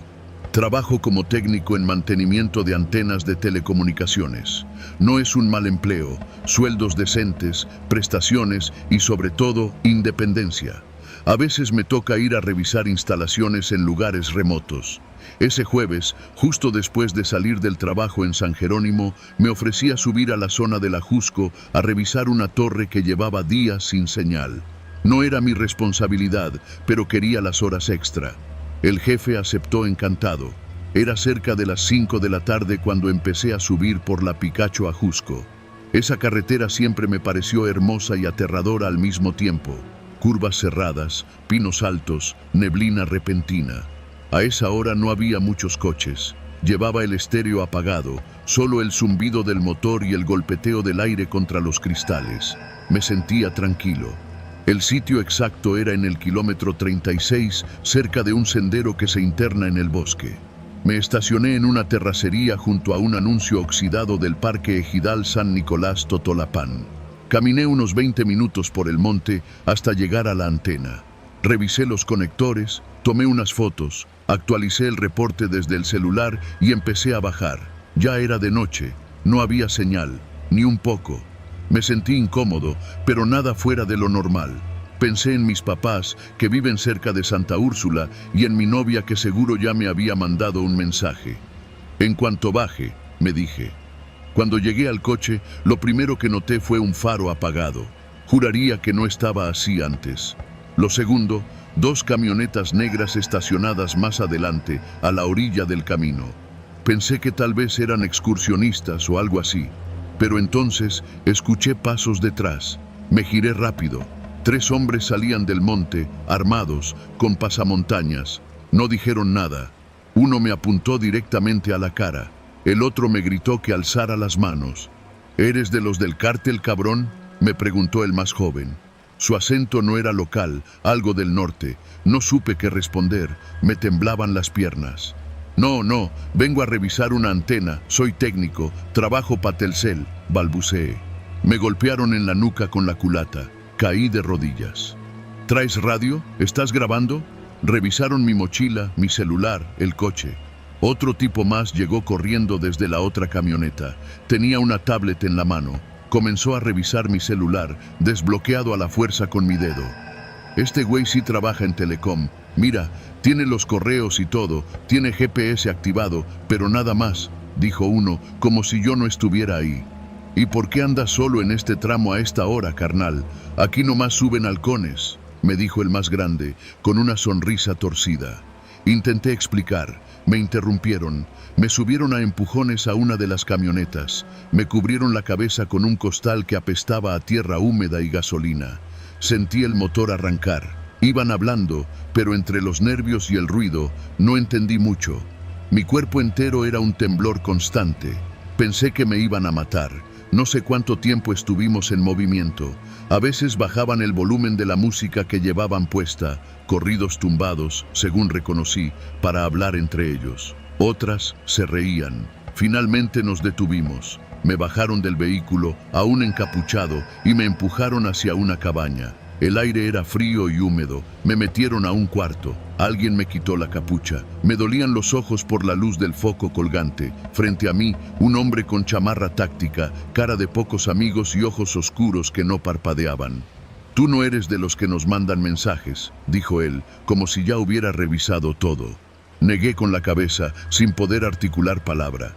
«Pero no te vamos a dejar ir así nomás. Esto que viste, no lo viste.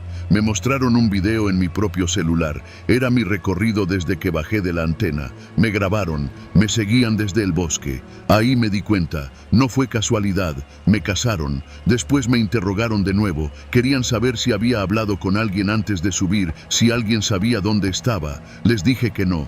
Me pidieron desbloquear mis redes sociales. Rebuscaron en todo. WhatsApp, Telegram, Facebook, Instagram, hasta los correos. No encontraron nada.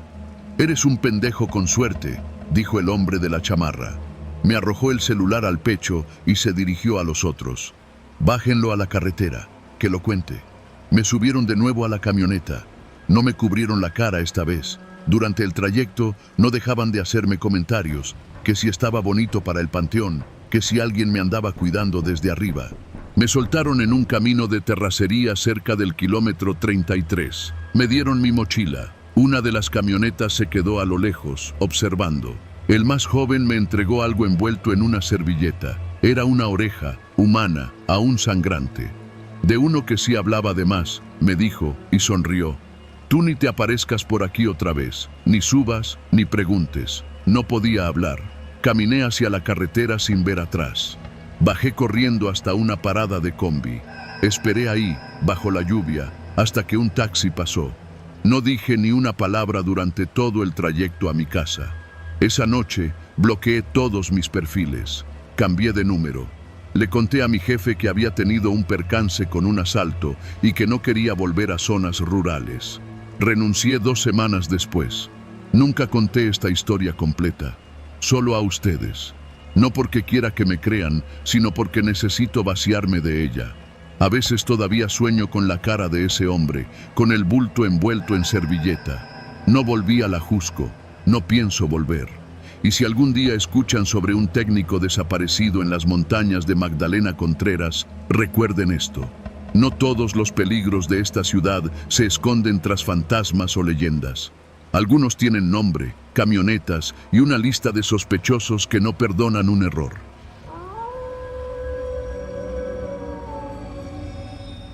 Me llamo Benito Juárez. Sí, como el presidente. Siempre ha sido un chiste fácil entre mis amigos, pero nunca me ha importado. Trabajo como repartidor en motocicleta desde hace más de 3 años. Antes de eso, intenté vender seguros, fui ayudante en una refaccionaria y hasta trabajé unos meses de mesero en un bar de la Roma. Pero esto de andar sobre 2 ruedas se me dio fácil. Me gusta la libertad, aunque últimamente se ha vuelto cada vez más riesgoso. Esa noche, el aire de la Ciudad de México olía a pavimento húmedo y escape de camión. Era miércoles, cerca de las 9. Había terminado mi jornada formal en la aplicación de entregas, pero acepté una entrega especial por fuera, esas que no aparecen en la app. El contacto me escribió por WhatsApp. Un paquete con sobres importantes, documentos personales, me dijeron. Nada raro. Me los entregaron en una cafetería sobre Insurgentes, frente a una plaza comercial donde siempre hay tráfico y ruido. El sobre estaba sellado, pesado. Lo metí en la mochila térmica junto con otros pedidos menores que pensaba entregar en el camino. Me dijeron que llevara eso con urgencia a una dirección sobre la calle Amores, en la colonia del Valle. Salí desde Nápoles, tomando por Nebraska y doblando en Alabama para evitar el embotellamiento. Todo parecía rutinario, pero al doblar en San Francisco lo sentí. Esa sensación de que algo no está bien. Un scooter eléctrico se pegó demasiado detrás de mí. No era raro, la gente a veces se desespera, pero algo en el comportamiento del conductor me puso en alerta. No traía uniforme de repartidor ni mochila, solo una chamarra deportiva y casco oscuro. Hice una maniobra para probarlo, reduje la velocidad en seco. El tipo casi me pega, pero frenó a tiempo. No me rebasó, solo se quedó ahí, siguiéndome. Tomé una ruta alternativa por la calle de Luz Aviñón, cruzando División del Norte para despistarlo. Cuando me detuve en un semáforo, él también se detuvo a unos metros. No decía nada, solo me miraba, o al menos eso sentía desde su casco sin visera. Entonces, sin previo aviso, aceleró. Me pegó en la parte trasera de la moto con el scooter. La maniobra fue precisa, no quiso lastimarme, solo hacerme caer. Me deslicé varios metros hasta chocar con una jardinera de camellón. El dolor me invadió la pierna izquierda. El tipo se bajó, caminó con calma hacia mi mochila, la arrancó del respaldo y corrió de vuelta a su vehículo. Intenté levantarme, pero apenas podía apoyar el pie. Un señor que paseaba a su perro me ayudó a sentarme en la banqueta mientras llamaba a una ambulancia. ¿Te asaltaron?, preguntó. Asentí, aún confundido por la precisión del ataque. El tipo no robó mi teléfono ni mi cartera, solo la mochila con los sobres. En el hospital, mientras me revisaban la pierna, me llegó un mensaje desconocido. Lo sentimos, Benito, no era personal, recupera tu salud. Me congelé. ¿Quién sabía mi nombre? El paquete ni siquiera tenía mis datos. Solo mis clientes más cercanos conocían mi número personal. Decidí reportar el robo a la policía, pero la historia no parecía importarles demasiado. Otro caso de repartidor asaltado, me dijeron. El oficial que me atendió ni siquiera tomó nota de los datos del scooter. Pasaron 3 días. No podía trabajar por la pierna, así que me quedé en casa viendo series viejas. Hasta que una noche me llegó otro mensaje, sin texto, solo una foto. Era mi credencial del INE, la que estaba en uno de los sobres, y debajo, escrito con bolígrafo, ya sabemos dónde vives. No dormí esa noche. Revisé todas mis cuentas, cambié contraseñas, bloqueé contactos. No sabía quién me había mandado ese paquete ni qué había dentro realmente. Solo sabía que alguien necesitaba esa información más de lo que yo imaginaba. Un amigo abogado me ayudó a hacer una denuncia formal. Me dijo que los sobres probablemente contenían documentos de identidad falsos o datos de alguien importante. Algo que no debía estar circulando en papel, y mucho menos en manos de un repartidor. Pasaron 2 semanas. Me recuperé lentamente, pero no quise volver a usar la moto. Tomé trabajo en una cafetería como ayudante. La paga era menor, pero dormía mejor. Aunque cada vez que un repartidor llegaba con casco oscuro, el estómago se me hacía nudo. Nunca supe quién fue. Solo aprendí algo esa noche. A veces, el paquete que cargas vale más que tu vida. Y hay quienes están dispuestos a todo por obtenerlo.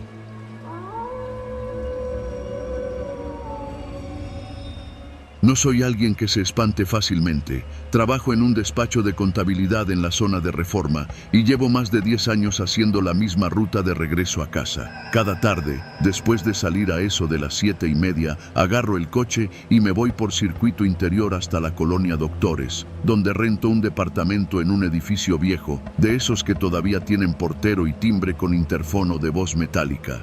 La rutina me había vuelto predecible, y eso, en esta ciudad, es casi como cargar una diana en la espalda. Era un martes como cualquier otro.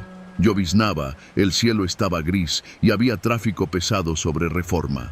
Prendí el estéreo y dejé que el flujo lento de autos me arrastrara hacia la intersección con Insurgentes. En el retrovisor noté un sedán gris con los vidrios polarizados que llevaba varios minutos detrás de mí, pegado como lapa. No le di importancia al principio. En esta ciudad todo mundo maneja con prisa y poca paciencia, pero el coche no me rebasaba. Cuando yo cambiaba de carril, él hacía lo mismo. Cuando frenaba él también. Me empezó a molestar. Al pasar por el cruce con Fray Servando, ya llevaba más de 20 minutos con el mismo coche detrás. No era coincidencia. Pensé en acelerar, pero era imposible con el tráfico. No quería llegar directo a mi edificio con ese carro pisándome los talones. En vez de eso, tomé una calle secundaria, fingiendo que iba a comprar algo. El coche me siguió. Ya no cabía duda. El corazón me empezó a latir más rápido. Revisé los espejos. Traté de ver si podía distinguir el rostro del conductor, pero los vidrios polarizados hacían imposible ver hacia adentro. Giré por una calle más angosta, de esas que cruzan la Doctores, entre casonas viejas y talleres mecánicos cerrados. Todo estaba semivacío a esa hora. Las luces de los faroles parpadeaban por la humedad.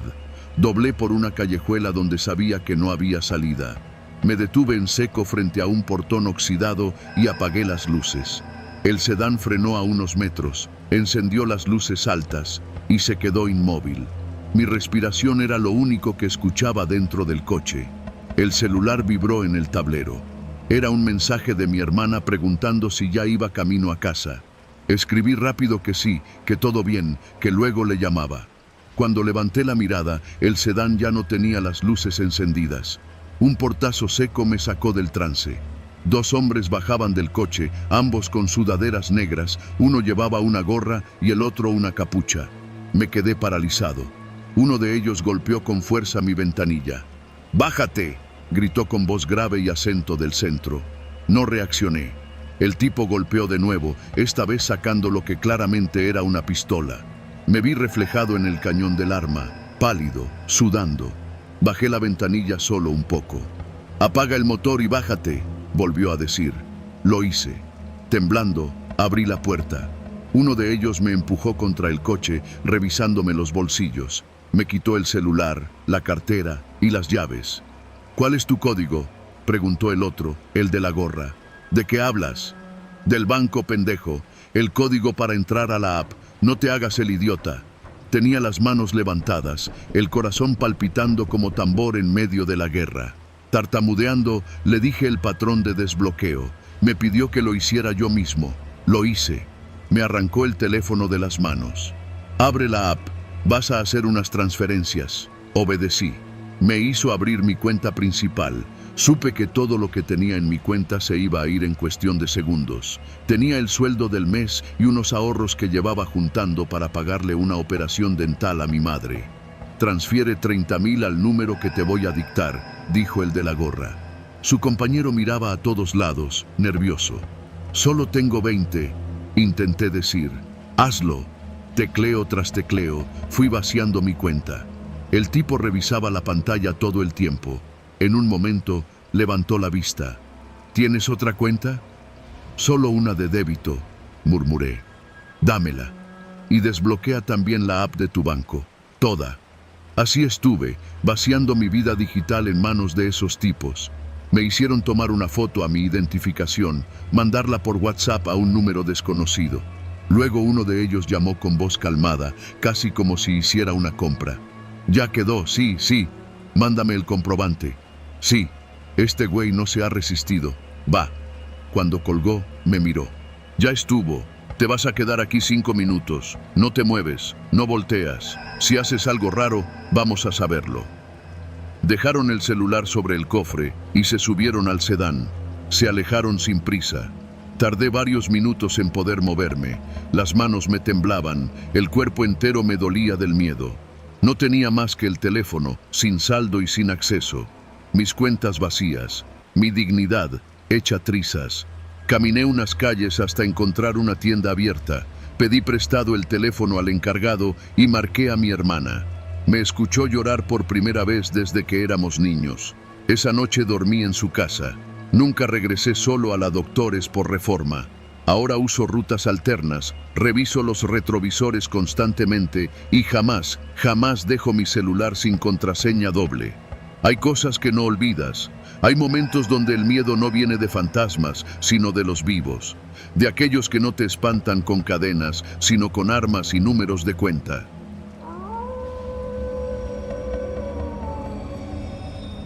Mi nombre es Félix y desde hace más de una década conduzco un microbús en la ruta Mixquic-Tláhuac. Cada día, sin falta, me levanto a las 5, arranco el viejo micro que heredé de mi papá y me lanzo al trajín. Conozco cada bache, cada semáforo descompuesto y cada cara que sube con el tiempo contado. Mi ruta cruza lo que queda de los viejos canales, pasa por calles que aún huelen a leña por las tardes y conecta a la gente que todavía cree en los tianguis y en el buen pan dulce de la esquina. Pero hubo un día, uno solo, un trayecto que todavía cargo encima como si se me hubiera pegado al alma. Era martes. Recuerdo porque llevaba la cuenta mental de que ya se acercaba el día de mercado en San Andrés. El día comenzó normal. El micro medio lleno, olor a tortillas recién hechas en el aire, señoras que discutían de sus nietos, un señor dormido en la penúltima fila. Todo marchaba tranquilo. Fue poco antes de llegar a la curva donde inicia la bajada hacia el canal de Chalco que todo cambió. Un grupo de 3 jóvenes hizo la parada.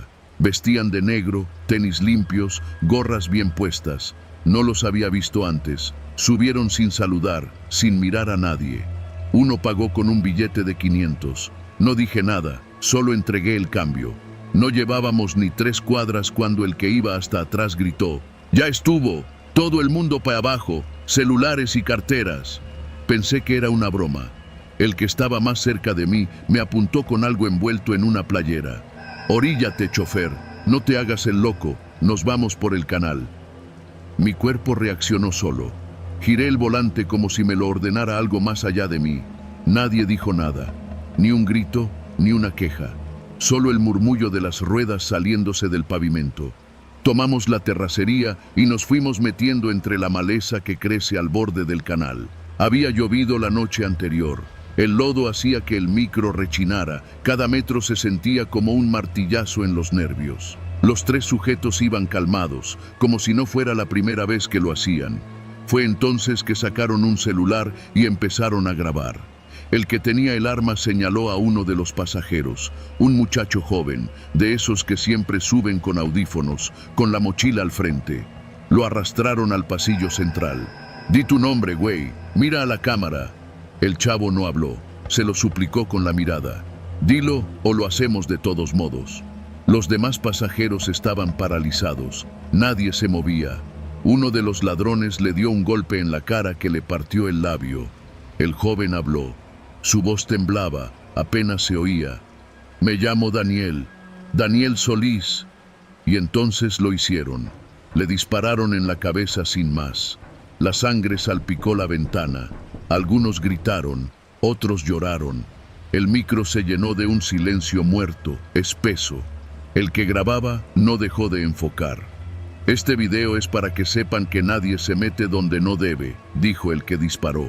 Me temblaban las manos, pero el tipo me ordenó que siguiera manejando. Me hicieron detenerme unos metros más adelante. Se bajaron sin decir una palabra más. Tomaron la mochila del muchacho muerto y desaparecieron entre los arbustos que bordean el canal. Uno de los pasajeros, una señora con blusa bordada, pidió que me detuviera. No podía más. Llamamos a una patrulla desde su celular. Llegaron casi 1 hora después. Ya había oscurecido. Lo demás fue burocracia. Declaraciones, revisiones, preguntas. Me dejaron ir esa noche, pero con una advertencia: que me cuidara, que había zonas donde era mejor no preguntar ni volver. El micro nunca volvió a ser el mismo. Yo tampoco. Hoy, cuando paso por esa curva, por esa maldita curva, bajo la velocidad, no porque tema a que me salten otra vez, sino porque todavía siento la mirada de ese muchacho en el retrovisor, justo antes de que lo mataran. Porque ese trayecto, ese kilómetro entre la carretera y el canal, se quedó conmigo. Ya no trabajo esa ruta. Hoy conduzco por calles céntricas, más tráfico, más ruido, más luces. Pero cada noche, al cerrar los ojos, escucho el chirrido del lodo bajo las llantas, la voz forzada del joven diciendo su nombre y el silencio brutal que vino después. Y sé que nunca lo voy a olvidar.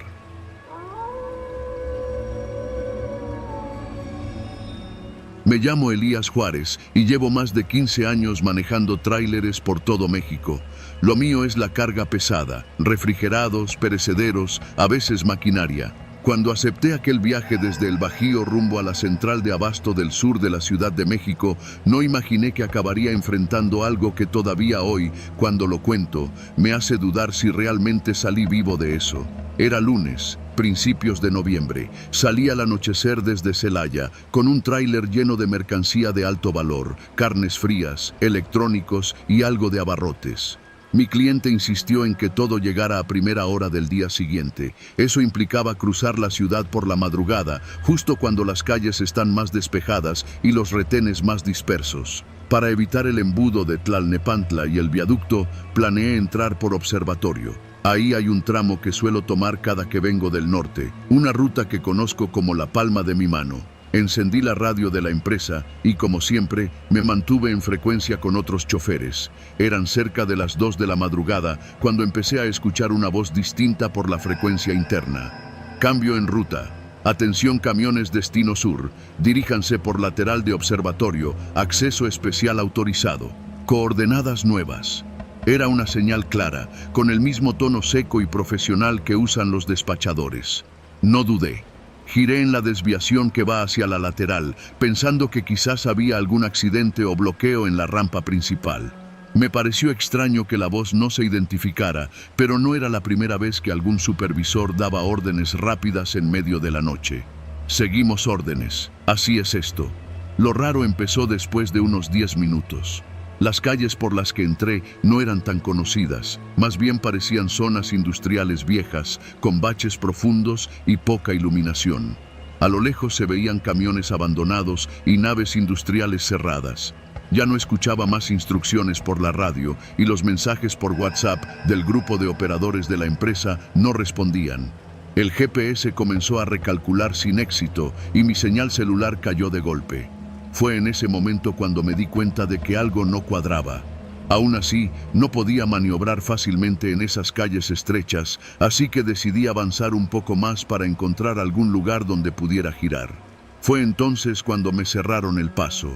Una camioneta blanca, sin placas, apareció de la nada y se detuvo a mitad del camino. 4 tipos bajaron, todos con chalecos reflejantes y pasamontañas. El primero levantó la mano y me hizo señas para que apagara el motor. No lo pensé 2 veces. Cerré los seguros del tráiler y traté de maniobrar para irme en reversa, pero ya tenía una segunda camioneta detrás. Me habían acorralado. Uno de ellos golpeó el cristal de mi puerta con algo metálico. No era un arma, parecía una palanca. Gritaba que no me harían daño, que solo querían la carga. El tono no era el de un ratero desesperado. Era frío, metódico, como si lo hubieran hecho muchas veces antes. Me obligaron a bajar, me vendaron los ojos y me subieron a su vehículo. Durante casi media hora me llevaron por caminos que no supe identificar. El olor a basura y drenaje me hizo pensar que estábamos en una zona industrial abandonada. No hablaron entre ellos más que lo necesario. Uno de ellos me dijo en voz baja: «No te va a pasar nada si haces caso, no denuncies, no preguntes». Me dejaron tirado cerca de un campo de fútbol rápido en Álvaro Obregón. Tenía los zapatos, pero me habían quitado el celular, la cartera, todo. Solo dejaron mi licencia metida en la bolsa de mi pantalón. Caminé hasta una gasolinera donde un despachador me prestó su teléfono. Desde ahí llamé a mi empresa. La policía nunca apareció. La empresa solo mandó otro chofer para recogerme y llevarme a casa. Cuando pregunté si sabían algo de la señal falsa en la radio, nadie me respondió. Un supervisor se limitó a decirme que ya habían tenido otros incidentes similares y que la recomendación era no desviarse jamás de la ruta oficial, por más autorizado que suene. 2 semanas después, un compañero de ruta me confesó que a él también lo intentaron desviar en la misma zona. Lo supo evitar porque llevaba la frecuencia bloqueada. No era un caso aislado. Esa zona de observatorio se había vuelto un punto ciego, una trampa para choferes confiados. Desde entonces, cada vez que paso por ahí, evito siquiera mirar hacia las laterales.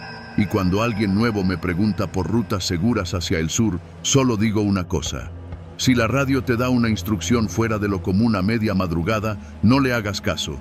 A veces, el que está del otro lado no es de los nuestros.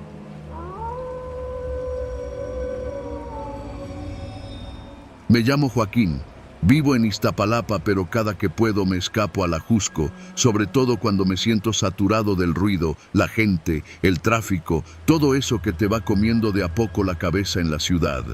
Ese fin de semana era uno de esos. Llevaba semanas lidiando con pendientes en la universidad, un trabajo de medio tiempo que me absorbía más de lo que me pagaba, y una pelea con mi novia que me dejó sacado de onda. Le conté a mi primo Mario que planeaba subir a la Jusco a despejarme, y él, sin que se lo pidiera, me ofreció llevar el coche. «Tú andas bien madreado, primo. Mejor te relajas y yo manejo». La idea no me gustó del todo. Mario tenía 25 años, 3 más que yo, pero siempre había sido medio imprudente. de esos que le pisan de más al coche aunque vayan en segunda fila. Pero acepté. Lo conocía desde siempre y aunque me ponía nervioso cómo manejaba, confiaba en él. Subimos en la tarde y regresamos de noche, ya sabes, para ver la ciudad desde arriba. Si quieres hasta nos quedamos a dormir en la cabaña de Chucho. Esa era la idea. Salimos poco después de las 5. Mario iba al volante de mi Chevy Monza rojo, viejo pero aguantador. Íbamos por Insurgentes Sur hasta topar con Viaducto Tlalpan.